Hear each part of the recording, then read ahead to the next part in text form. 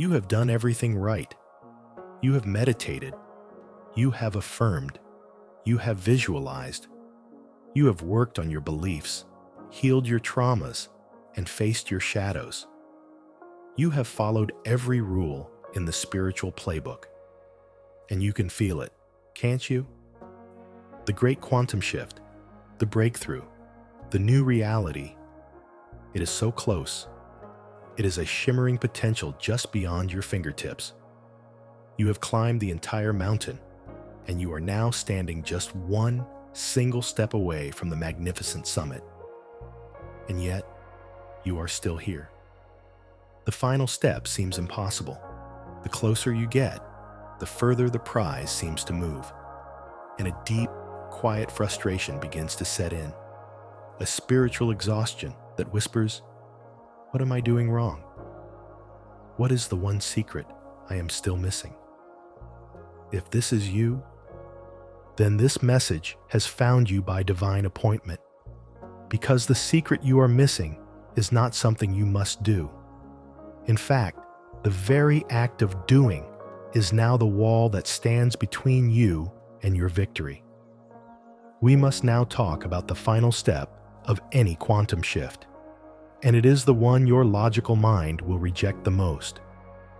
To understand this final, paradoxical step, we must first honor your journey. We must acknowledge the profound and necessary illusion that has brought you to this point. For your entire life, you have been living within a reality governed by a simple 3D law. Effort equals result.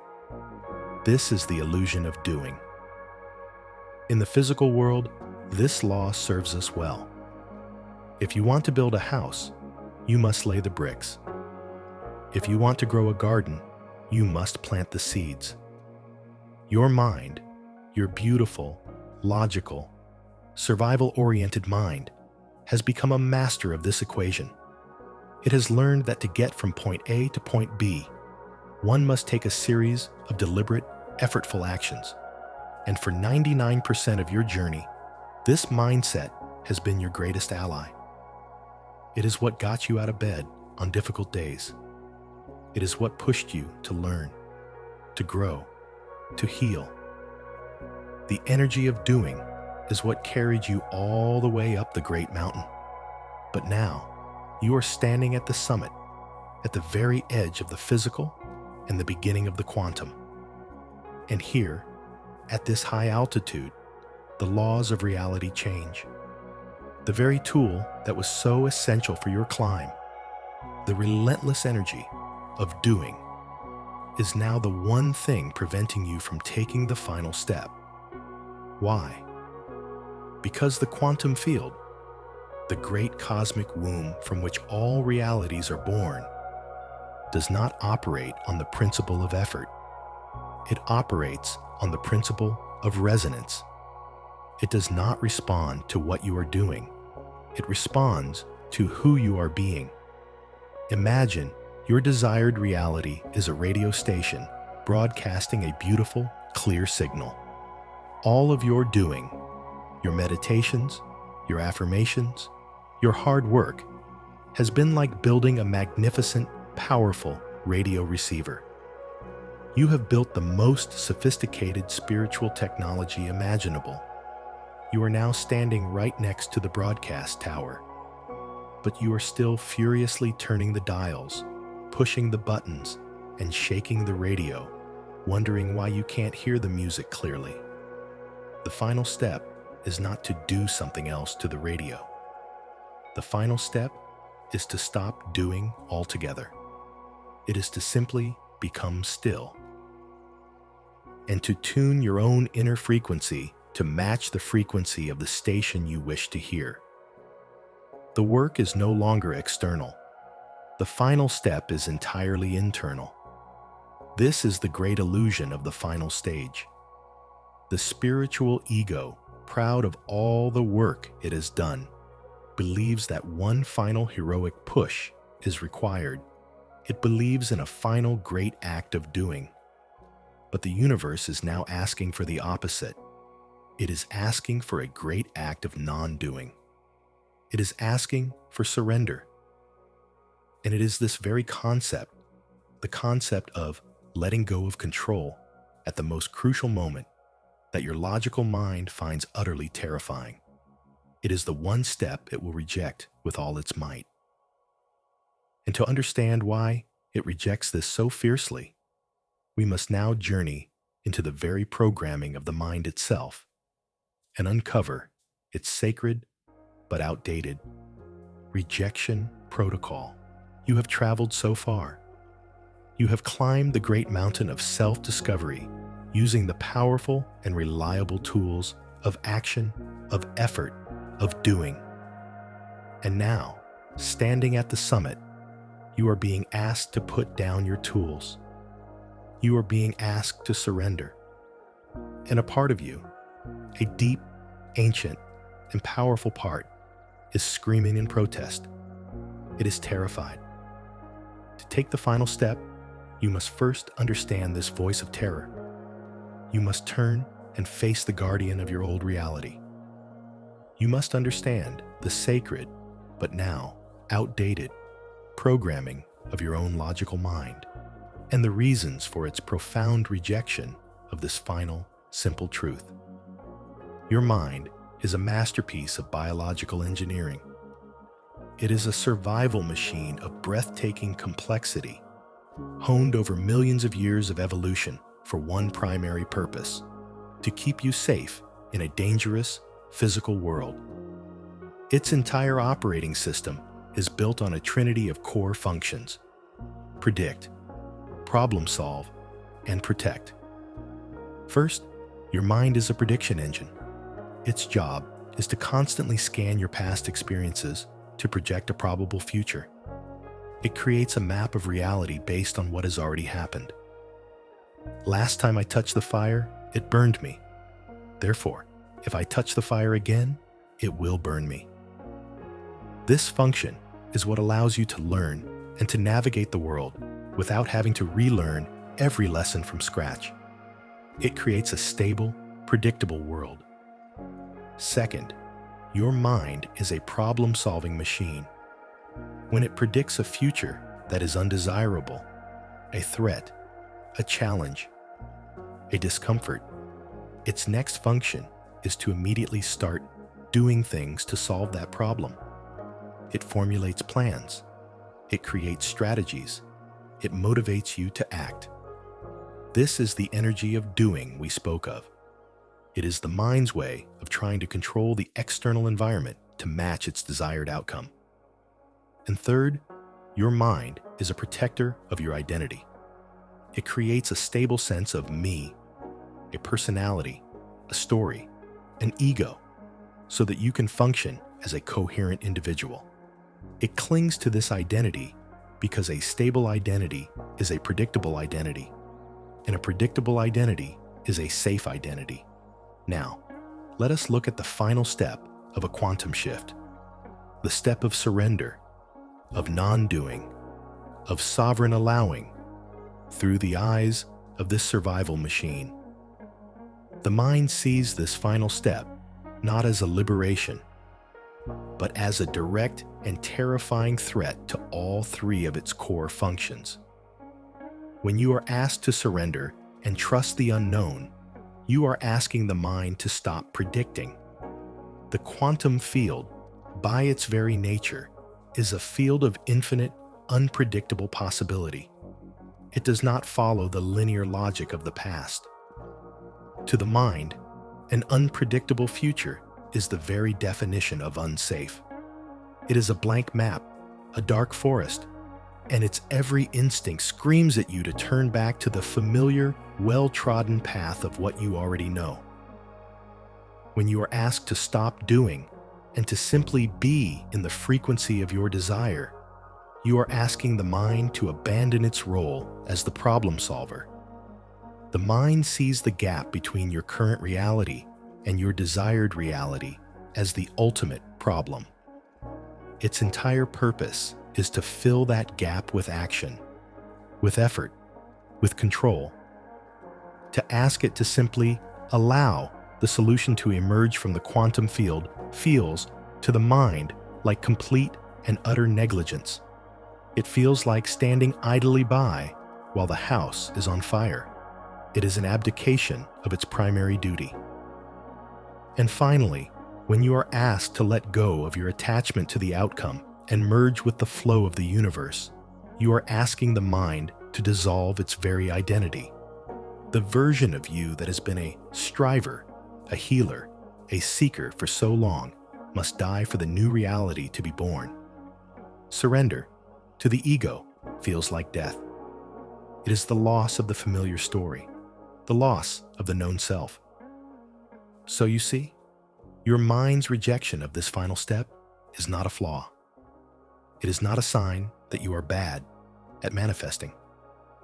It is your mind performing its sacred biological duty perfectly. It is trying to protect you. It is running its ancient rejection protocol because it perceives this act of quantum surrender as the single greatest threat to your survival it has ever encountered. The great work of the final step, then, is a gentle and loving negotiation with this powerful guardian. It is about reassuring your mind that you are not dying, but evolving. That you are not abandoning control, but accessing a higher form of it. This is why this step is so difficult. It is a paradox. You must use your conscious awareness to gently override the most powerful survival instincts of your own biological machine. This is the great spiritual rite of passage. It is the moment where the soul, the conscious observer, must prove that it is now the master, and the mind, for all its brilliance, is its loyal and trusted servant, but no longer its king. Now that we understand why the mind rejects this step with such force, we are ready to learn what this step actually is. In our next chapter, we will finally reveal the name and the nature of this final paradoxical art, the art of sovereign allowing. You have done the courageous work. You have journeyed into the very programming of your own mind and witnessed its sacred but outdated rejection protocol. You now understand, with a profound and compassionate clarity, why your mind fights so fiercely against the very thing that will set you free. It is not your enemy. It is a loyal guardian, trying to protect you with the only tools it has ever known: prediction, problem solving, and the preservation of a stable identity. But you are not just your mind. You are the vast, silent, conscious awareness that observes the mind. And now, as the observer, as the soul, it is time for you to gently and lovingly take the reins. It is time to introduce a new, higher law into your reality. It is time to finally reveal the name and the nature of this final, paradoxical, and most powerful step. The final step of any quantum shift is the art of sovereign allowing. Let us break down this sacred term. The word allowing has often been misunderstood in spiritual circles. It has been misinterpreted as a state of passive, hopeful waiting, a state of powerlessness. This could not be further from the truth. The key to this entire concept lies in the first word, sovereign. Sovereign allowing is not the passive waiting of a subject hoping for a gift from the king. It is the calm, confident, and powerful stillness of the king himself, who has already issued a decree and now simply allows his kingdom to rearrange itself in accordance with his command. It is an act of supreme, not subordinate power. It is an energy that says, the decision has been made, the outcome is certain. I will no longer interfere with the divine mechanics of its manifestation. Let us return to our radio metaphor. All your doing has built a magnificent radio and tuned it perfectly to the station of your desired reality. Sovereign allowing is the final, simple, and most crucial act. You take your hands off the dials. You stop fidgeting with the antenna. You simply stand back in a state of calm and joyful expectation, and you allow the music to play. The quantum physics behind this is as beautiful as it is simple. The quantum field, the womb of all creation, exists as a field of infinite potential, a wave of all possibilities.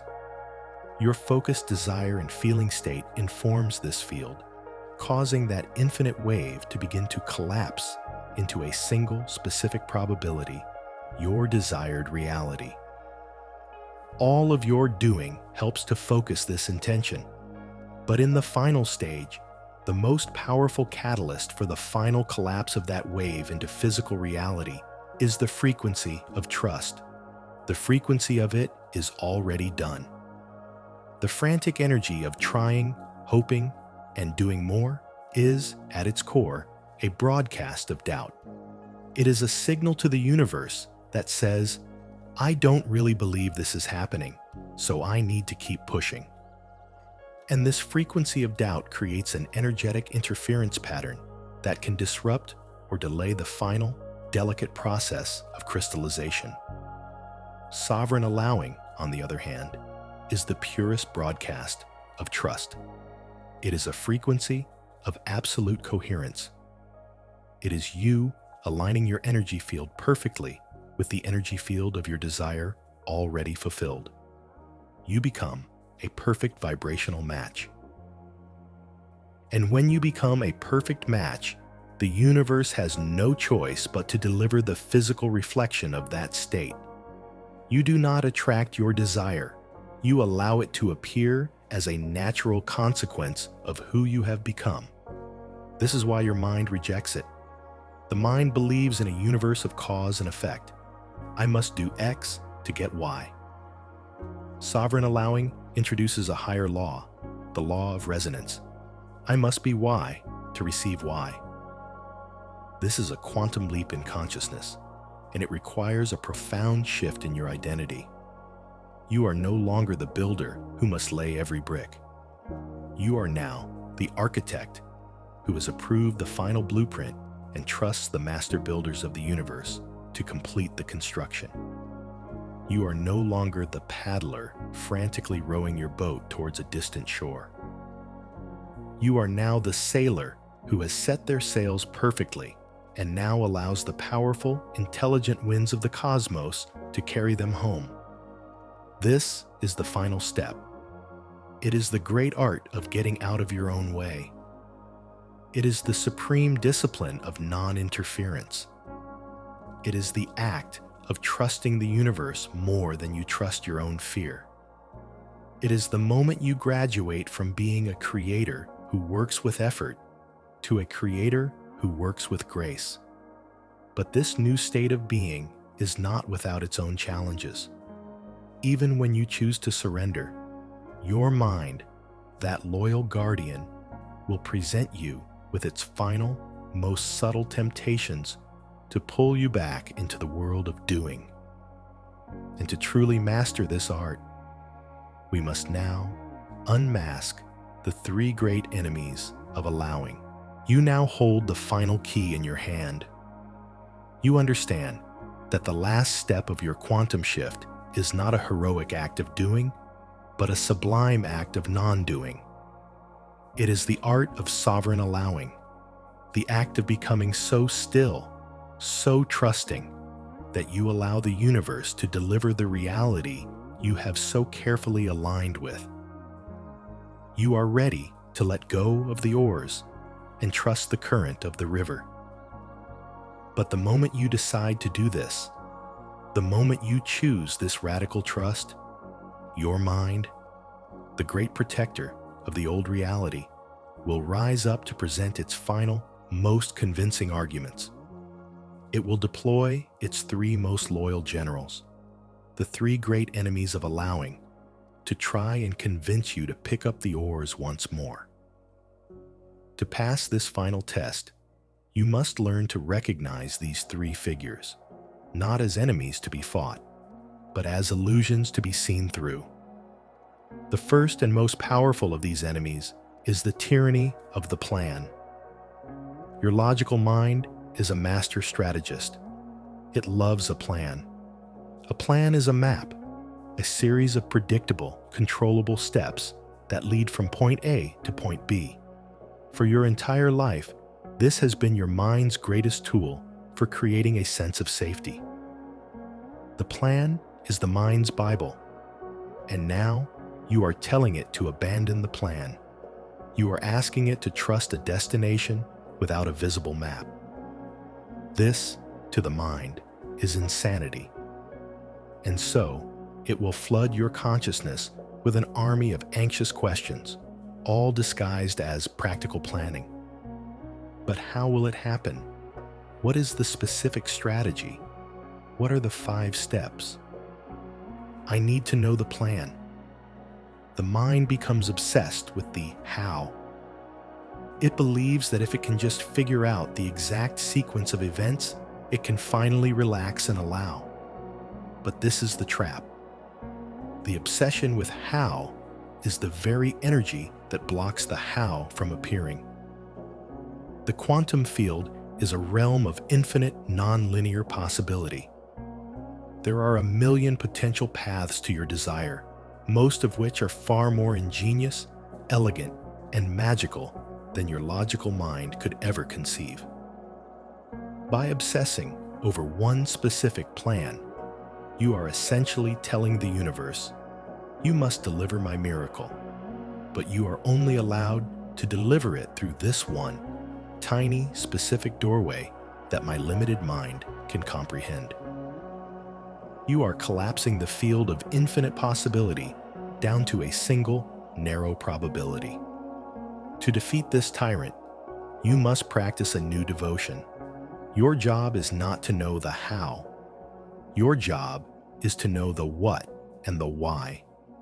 You must hold the vision of your destination with absolute clarity, and you must be anchored in the feeling state of that reality. The how is the sacred domain of the universe. It is its masterpiece to create. When the mind screams for a plan, you must gently and firmly tell it, my only plan is to trust. My only strategy is to allow. Once you begin to master the tyranny of the plan, the second great enemy will appear. This is the obsession with the timeline. This is the mind's addiction to the when. If it cannot control the how, it will try to control the when. This enemy appears as a subtle but persistent feeling of impatience. You have let go. You are in a state of allowing. But every day, a part of you is scanning the horizon. Is it here yet? It's been a day. It's been a week. Why isn't it happening? Maybe I did it wrong. Maybe it's not working. This obsession with the timeline is another, more subtle form of doubt. It is a frequency that broadcasts, "It is not here yet," into the quantum field, which, by law, can only reflect back to you the experience of not being here yet. It is a self-sabotaging loop. Your mind lives in linear time. It sees the world as a sequence of clocks and calendars. The quantum field, however, operates in divine timing. It is not governed by your schedule. It is governed by energetic readiness. Your desire will manifest not 1 second sooner and not 1 second later than the moment your energy field is in perfect, stable resonance with it. To defeat this obsession, you must fall in love with the present moment. You must find your joy, your peace, and your wholeness now, without needing the manifestation to arrive. This is the great paradox.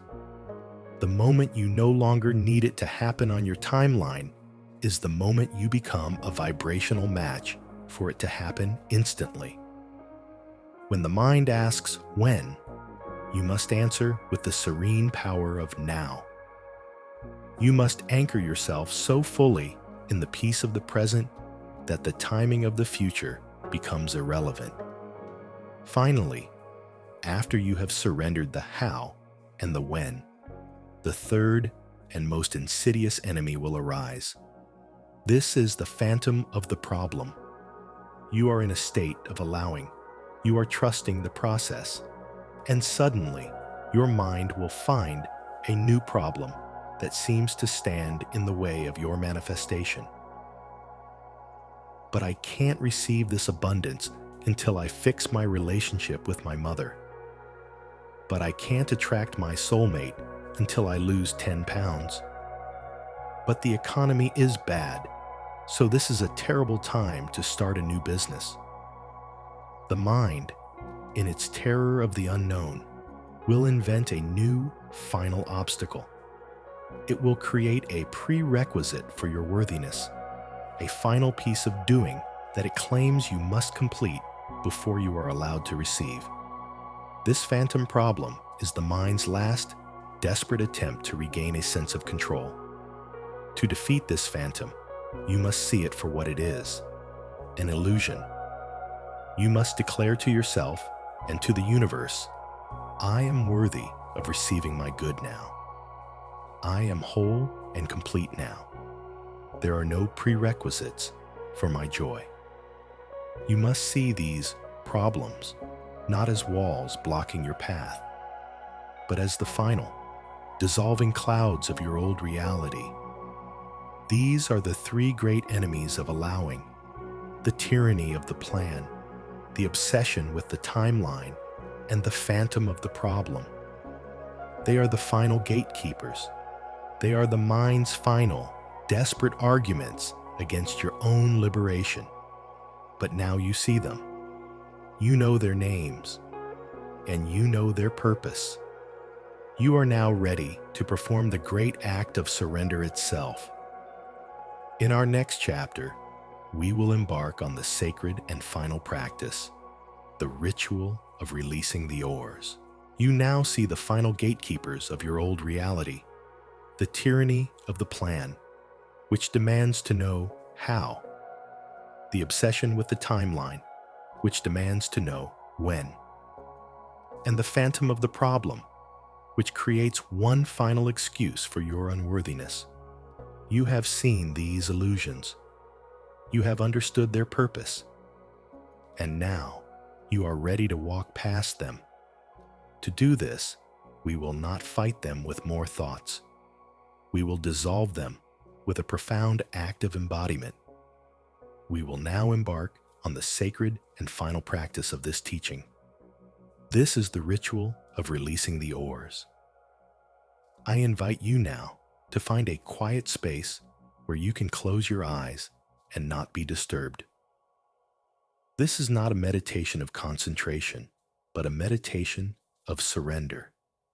Sit comfortably, take a deep breath, and let the tension of the day begin to melt away.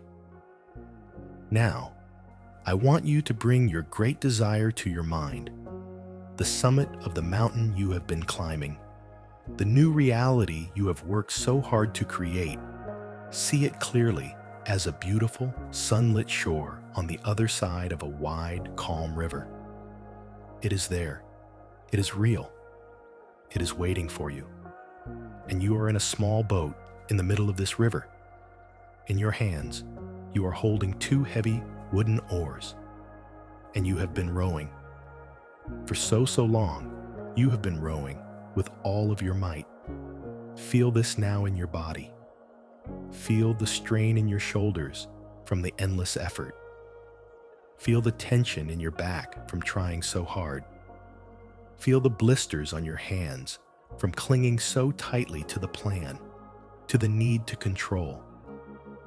Feel the frantic, desperate rhythm of your rowing, the splash of the water, the sweat on your brow. This is the energy of doing. This is the energy of your struggle. Acknowledge it. Honor it. It has brought you far. It has brought you here, to the middle of the river. Now, look up from your exhausting work. Look at the shore. It does not seem to be getting any closer, does it? The harder you row, the more the current seems to resist you. The more you fight, the more you struggle.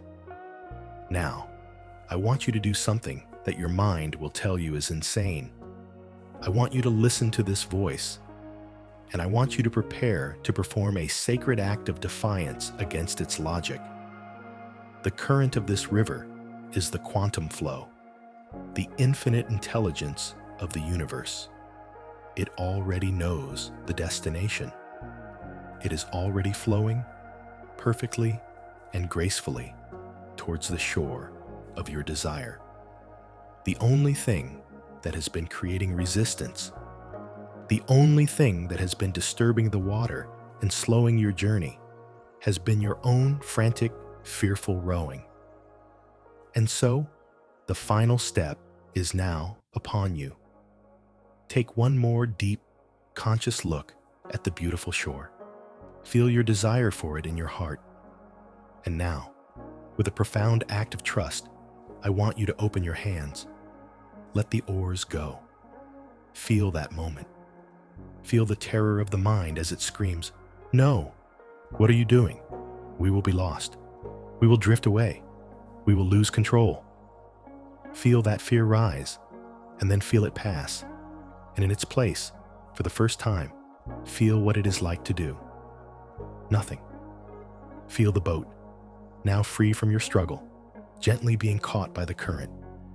Feel the river, the intelligent flow of the universe, now taking you. There is no more effort. There is no more struggle. There is only a quiet, graceful, and effortless movement. You will notice something miraculous.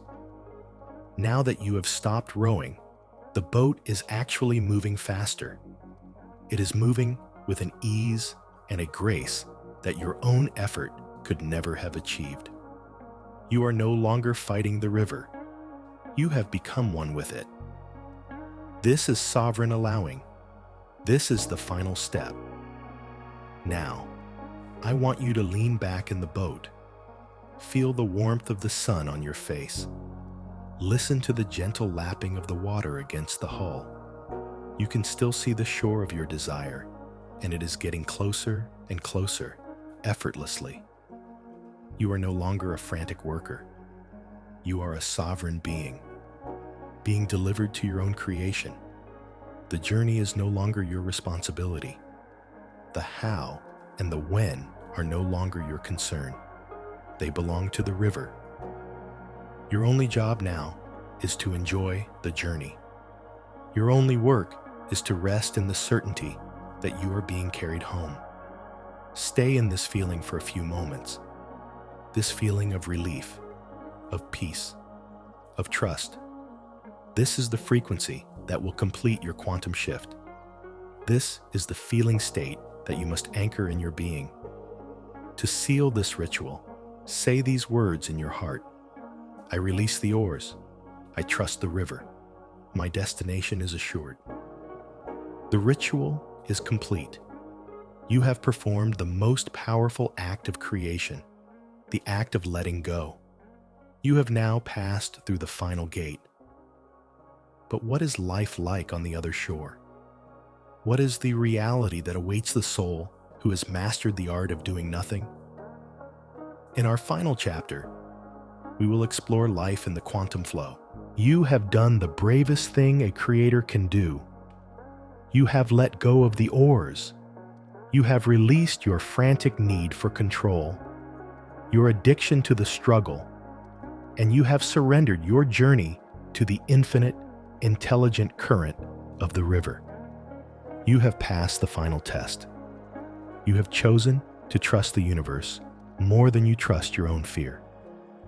And now, your boat drifts gently, effortlessly, towards the sunlit shore of your new reality. But what is life like on that shore? What is the reward for the soul who has finally mastered the paradoxical art of doing nothing?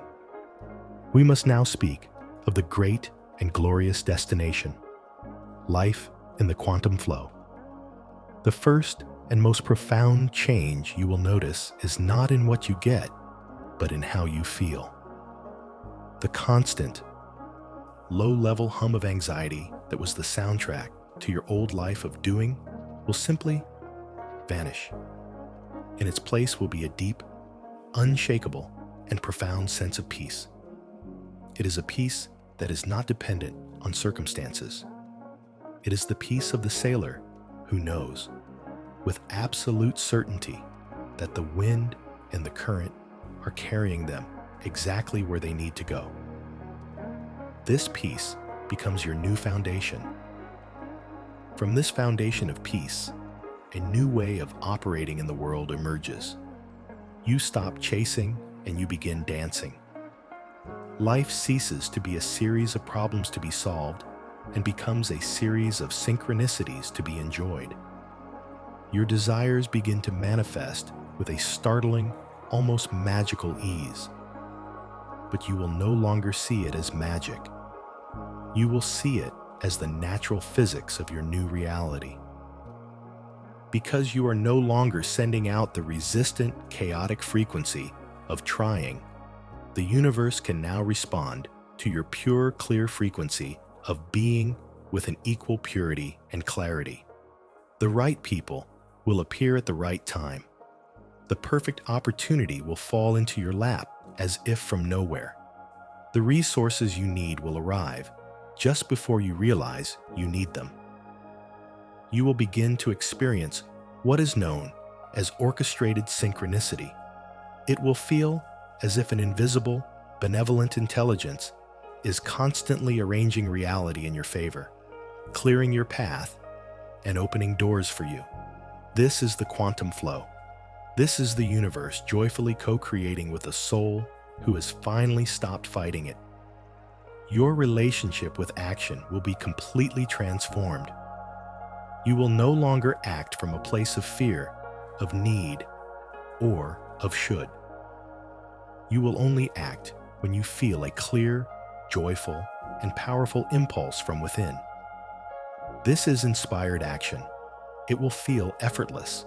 It will feel like play. And these inspired actions will be infinitely more powerful and effective than 1,000 actions you took from a place of struggle, because they are aligned with the great current of the river. You will achieve more by doing far, far less. This is the great secret of the masters. But perhaps the most beautiful reward of this new life is the return of wonder. When you are no longer obsessed with the how and the when, your attention is liberated. You are free to simply be present. And in this presence, the world becomes breathtakingly beautiful again. You will notice the intricate pattern of a leaf. You will be moved to tears by the kindness in a stranger's eyes. You will feel a profound connection to all of life.